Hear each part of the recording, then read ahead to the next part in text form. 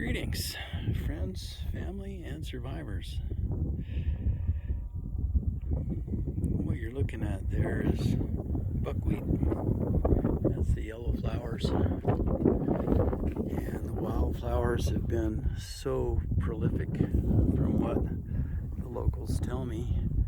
It hasn't been this green and beautiful in 4 or 5 years. So apparently we brought the rain with us, and that's a good thing. And it was a year ago tomorrow that the big fire started. We'd already had 2 big fires by then. I think it was July 6th. It started about 3.5, 4 miles right up there and went to 700,000 acres. It was already 100 degrees around June 1st. And so by July 6th, it had a month of 100-degree weather. Well, we haven't seen 80 but once or twice this year. And I think it's probably about 73 right now. And it's been showery, which is just wonderful. So we're really thankful for the cool, more normal weather. From what I understand, the records indicate that 85 degrees is the warmest it gets, and that's in July.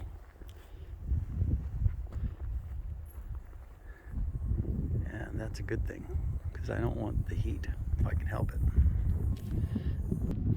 So I have an inspection tomorrow, should be the final inspection. So we have the stairways done, and I've backfilled the footing. Hopefully it will be sufficient. You can see a jag of lumber back there, siding for the shop.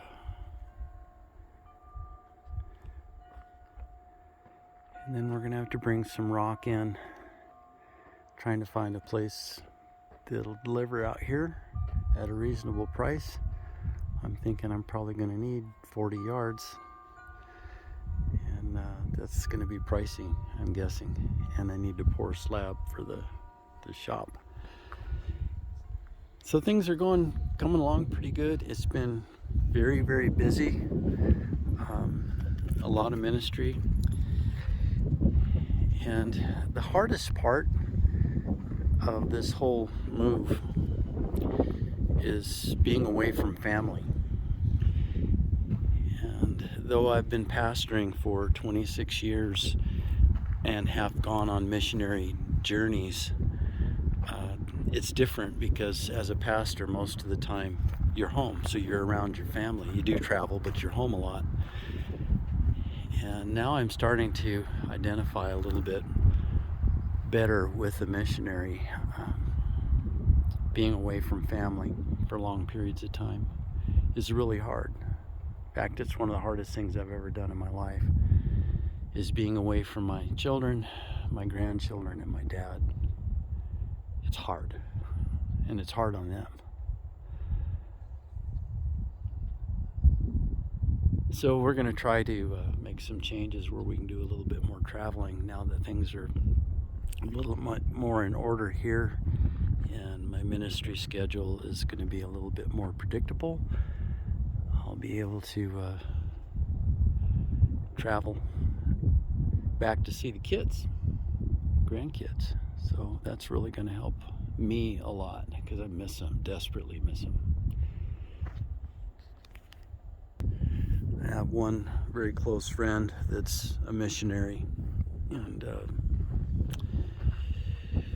the door's open there for us to go back to Russia, and we would love to go. In fact, I always said if I moved to the mission field, it was going to be to Russia, Petropavlovsk, Kamchatsky.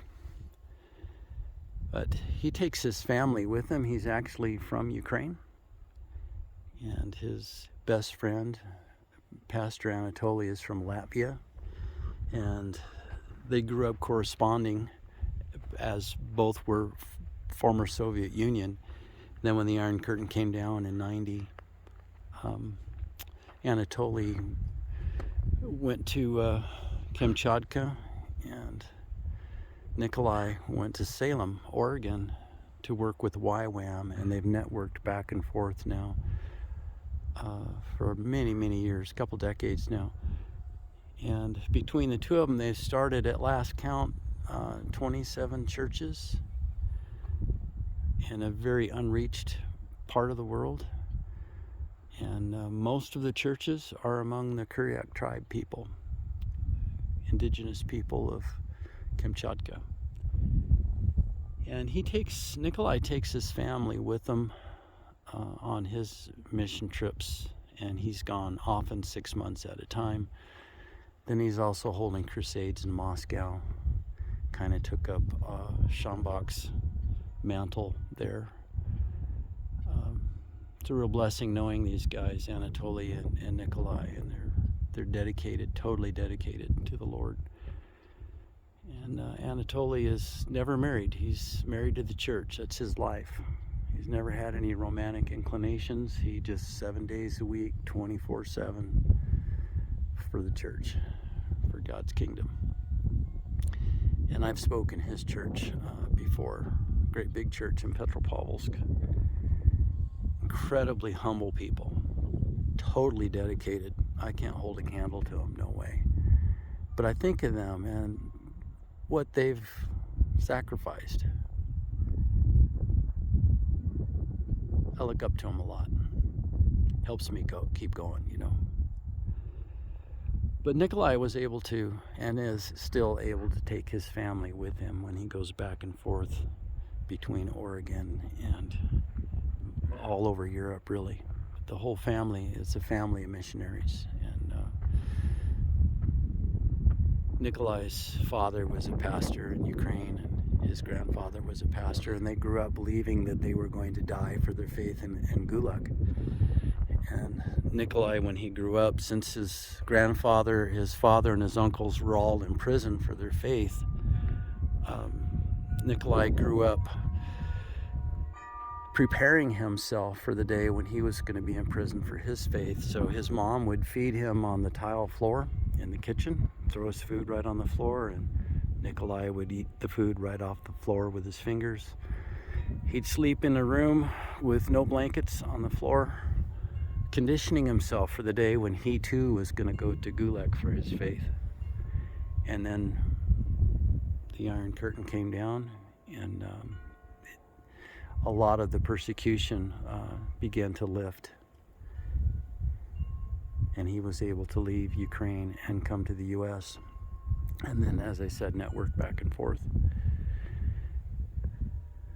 Incredible people, dedicated beyond anything I can imagine. It's like reading right out of the New Testament.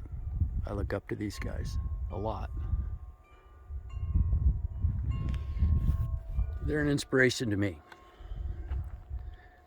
to know men and women that are totally dedicated to the Lord Jesus and willing to die for what they believe. Least I could do is stay at my post, right?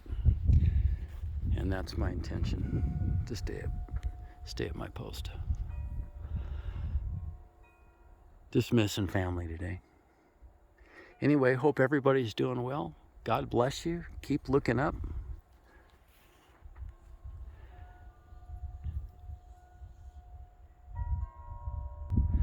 Set your thoughts and affections on the things above, not on the earth.